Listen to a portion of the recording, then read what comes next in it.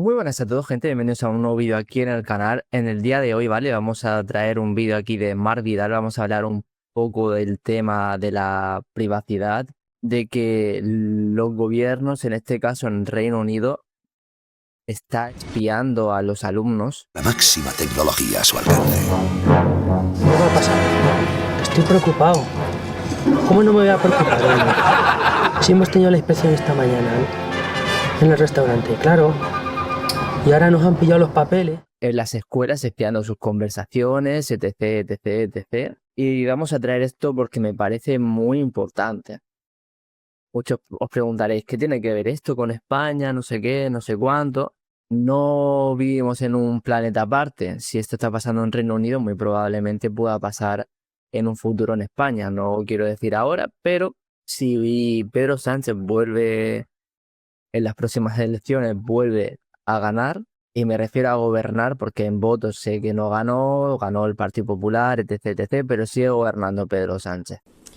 Bueno, son las 5, no he comido. Si vuelve a gobernar Pedro Sánchez, no me extrañaría que esto tarde o temprano se implemente aquí en España con la excusa de monitorizar los discursos de odio, de ver qué es lo que se le está implantando a los jóvenes.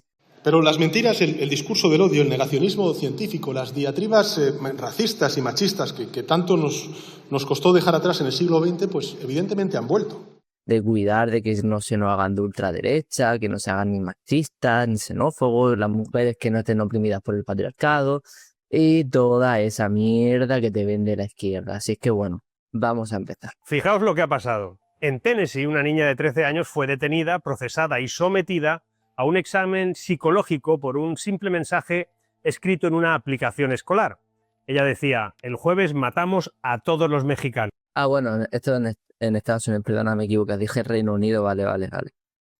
Una frase que, tomada en su Pido disculpas. contexto, no era solo un chiste, es algo torpe, exagerado, inaceptable y fruto de una burla que se recibía en clase en esos momentos.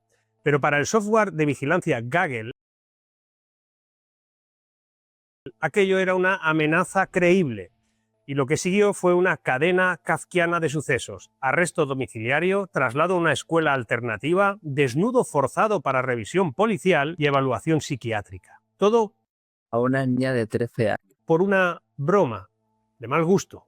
Pero, sin embargo, resulta que este no es un caso aislado, sino que es un síntoma de una mutación muy profunda: la conversión de la escuela en un espacio de vigilancia preventiva, un laboratorio de control social. Yo en este aspecto, sinceramente, a mí no me gusta. Podemos catalogar de exageradas, podemos catalogar que están fuera de lugar las palabras de la niña. Y la verdad es que sí, sinceramente. Pero que un algoritmo te esté vigilando y por palabras como esta, porque no sabemos el contexto de cómo lo está diciendo. Puede ser una conversación que está teniendo entre amigos. No seamos hipócritas, todos en nuestro círculo íntimo, entre nuestros amigos más cercanos, decimos barrabasadas. ¡Subnormal! ¿Cómo que al revés? ¡Que a mí me pagan en dólares todos los meses, subnormal! ¿Cómo que al revés? ¡No has dividido en tu vida, imbécil! Y esto es así. Si se nos mirara cada una de las palabras que decimos, probablemente la gran mayoría estaríamos en la cárcel. ¿Quién va a ir a Hawái? Es que a mí esto me parece muy peligroso, que a los niños, adolescentes, estén usando las escuelas, los institutos y todo eso como un centro de vigilancia. Esto me parece muy peligroso, sinceramente. Quédate, porque vamos a examinar cómo la lógica de la seguridad absoluta ahora mismo está transformando incluso una escuela en un experimento de biopolítica. Como la historia, además, ya nos dio advertencias en su momento, con similares contextos de control, y qué intereses económicos puede haber detrás de estos sistemas de vigilancia digital, y sobre todo, qué implicaciones podría tener todo esto para la democracia y para nuestras libertades. Primero que debemos entender es que los algoritmos de detección de riesgos no leen como nosotros, no del mismo modo. Estos buscan palabras clave como matar, arma, bomba. Para ellos, el lenguaje es un conjunto de señales mecánicas, sin ironía, sin contexto, por lo menos todavía. La consecuencia es que lo que ese es el problema, que no es capaz una IA de entender una ironía, de entender el contexto en el que se dice. Porque todos, como he dicho, en nuestro círculo más cercano decimos barrabasadas. ¡Subnormal! Muchas veces en tono satírico, irónico, y queda ahí. Entendemos el contexto. Pero si hay una IA que te está vigilando, no sé qué, no sé cuánto, ¿cómo puedes saber si eso lo estás diciendo en tono humorístico? No tienen esa capacidad para hacerlo. Y es que esto me parece muy peligroso, sinceramente. Y a mí esto no me hace gracia. A mí me gusta.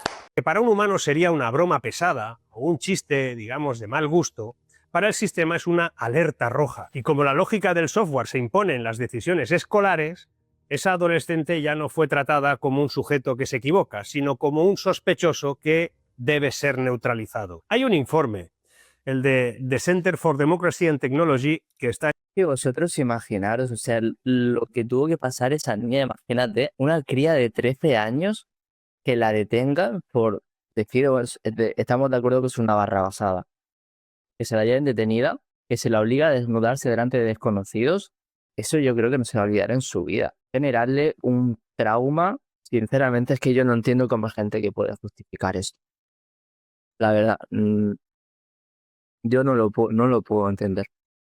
hecho en 2022 y mostraba que en Kansas, en Estados Unidos, 2/3 de las más de 1.200 alertas generadas por Gaggle, que es esta herramienta de control y seguridad, en un año, resultaron ser falsas. ¿Ahora yo qué hago con esta mierda? En Florida se documentaron cerca de 500 alertas en 4 años y algunas acabaron en internamientos psiquiátricos forzados.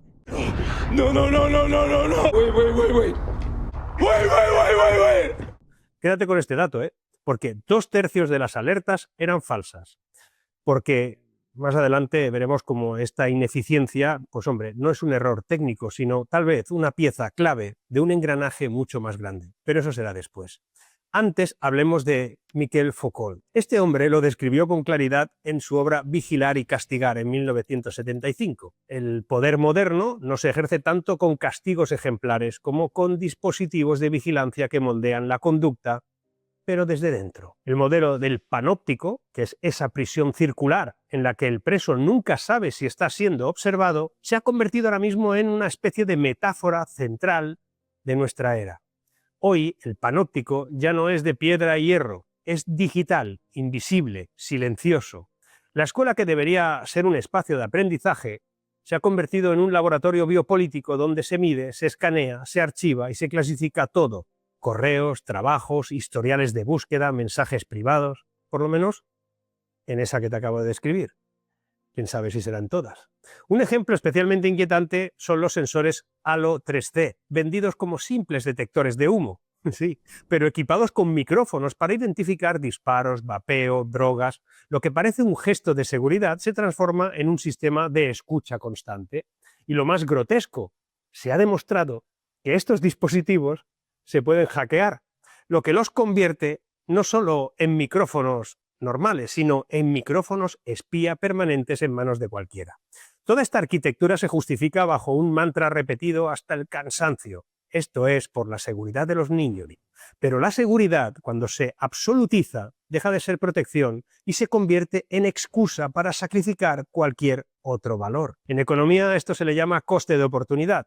Aquello que se pierde al elegir una opción, en este caso el coste de maximizar la seguridad, es la erosión de la libertad de expresión, de la intimidad y de la posibilidad de equivocarse sin ser criminalizado, y más siendo un niño, ¿no? El pensador Benjamin Constant ya lo advirtió.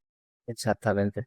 Y ojo, que yo no estoy de acuerdo con que se tomen medidas para que los niños tengan más disciplina en las escuelas, tipo como está haciendo Nayib Bukele en El Salvador. Pero eso es una cosa, y otra cosa es estar espiando lo que dicen los alumnos. O sea, es que a mí esto me parece totalmente delirante. Es como, ya lo predijo George Orwell, que ha leído 1984, sabe de lo que me estoy refiriendo, pero es que esto es literalmente, o sea, es como el gran hermano siempre mirando, vigilándote, sabiendo lo que dice, que falta que le pongan un aparato a los alumnos para que puedan identificar qué es lo que piensan, incluso que monitorizan tus sueños. Se habla también en 1984. Parece delirante, pero si esto te lo dicen hace 5 o 10 años a lo mejor me tratas como si estuviera paranoico. Y mira por dónde estamos ahora. Advertía en 1819. La libertad es el derecho de decir lo que otros no quieren escuchar. Resulta que la seguridad, cuando se erige como único principio rector, liquida este derecho y convierte a cada palabra en un posible delito. Nada de esto es completamente nuevo. En el siglo XVI, la Iglesia Católica creó el índice de libros prohibidos, una lista de obras que los fieles no debían leer para proteger su alma. Bajo la lógica paternalista de la protección, se desplegó un mecanismo de censura que duró bastantes siglos. Hoy la lógica es similar, aunque la tecnología que se utiliza es distinta. Los softwares de vigilancia escolar, esos que te acabo de describir como Gaggle, Estoy peleando aquí con él. La verdad, yo odio estos tapones. ¡Es una mierda! ¡Es la mayor mierda que he visto en toda mi vida! Maldita regulación de medio ambiente de la Unión Europea con dos tapones pegados. Qué asco. Seguimos. actúan como un índice digital y bloquean o castigan expresiones que se consideran peligrosas. La diferencia es que ya no es un cura el que revisa los libros, sino un algoritmo que no distingue entre un plan real y una broma adolescente. Y es que hay todo un negocio de la paranoia. Detrás de esta expansión hay mucho mercado. Empresas como Gaggle o Bark venden sus servicios a distritos escolares que gastan millones de dólares en sistemas de vigilancia digital. Según la consultora EdSource en 2023, el mercado de tecnologías de seguridad escolar en Estados Unidos superó los 3.000 millones de dólares anuales. Es decir, hay un negocio. La ecuación es clara. Cada incidente, cada tiroteo escolar, real o frustrado, es igual, alimenta el miedo y el miedo se convierte en presupuesto. Los padres, presionados por el discurso mediático, obviamente, aceptan que sus hijos vivan bajo esa vigilancia, porque se les presenta como la única alternativa a una posible tragedia. Pero si hasta ahora hemos visto cómo la escuela, con el ejemplo de Estados Unidos, bajo el pretexto de la seguridad, esto se convierte en un espacio de control algorítmico y en una especie de negocio de miles de millones de dólares. Pero lo que viene ahora sería aún más inquietante, porque ¿qué pasaría si esta lógica escolar no fuera un experimento aislado, sino que fuera el modelo de una sociedad que se está ensayando en algunos espacios, por ejemplo también, ¿por qué no?, las escuelas? La consecuencia más profunda no es tecnológica, sino psicológica. El adolescente aprende que debe callar, que debe escribir con miedo, que debe vigilar cada palabra, porque podría activar un protocolo policial.